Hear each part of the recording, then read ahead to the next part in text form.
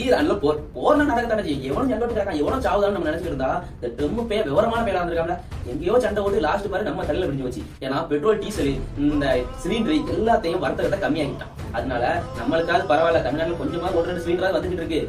நம்ம இங்க பாரு பெங்களூர்ல பாரு ஒத்த சிலிண்டர் இல்ல கடை. நான் அன்னையில இருந்து ஹோட்டலு பெரிய பெரிய கடை எல்லாத்தையும் நிப்பாட்டான், எல்லா கடையும் மூடிட்டான். ஏன்னா சிலிண்டர் இல்ல, நம்மளால ஒண்ணும் செய்ய முடியாது. எல்லா சிலிண்டர் எல்லா கடையும் மூடிட்டான். நம்மளால பரவாயில்ல, பாகிஸ்தான்ல 57 ரூபாய் டீசல் பெட்ரோல் 57 ரூபாய் கூட்டிட்டான். நம்ம பக்கம் டீசல் பெட்ரோல் கிடைக்கலன்ட்டு சில சைட்லாம் ஒவ்வொரு பல்கையா மூடிக்கிட்டு இருக்காங்க. நாளைக்கு இவன் ட்ரம்ப் பேர் சும்மா இல்லாம நான் அங்க சண்டைக்கு போறேன் இங்க சண்டைக்கு போறேன் சண்டைக்கு போயிட்டு நம்மளுக்கு ஊரடங்கு போடுவாங்க உங்களுக்கு. ஏன்னா டீசல் பெட்ரோல் நீ எதுல வேலைக்கு போவ? எவனோ சண்டை போடுறான்னு நம்ம சும்மா இருந்தா செவனே ஒரு கிரிக்கெட் பார்த்து இருக்க மாட்டா. அதுக்குள்ள பார்த்தா அங்க டீசல் இல்லங்க, அந்த பெட்ரோல் இல்லங்க, அந்த சிலிண்டர் இல்லங்க. நாங்க என்னன்னா நாங்க எல்லாருக்கும் கடையை மூடிட்டு வந்தாங்க, நீங்க என்னைக்கு கடையை மூட போறீங்கன்னு தமிழ்நாட்டுல கேட்கான்.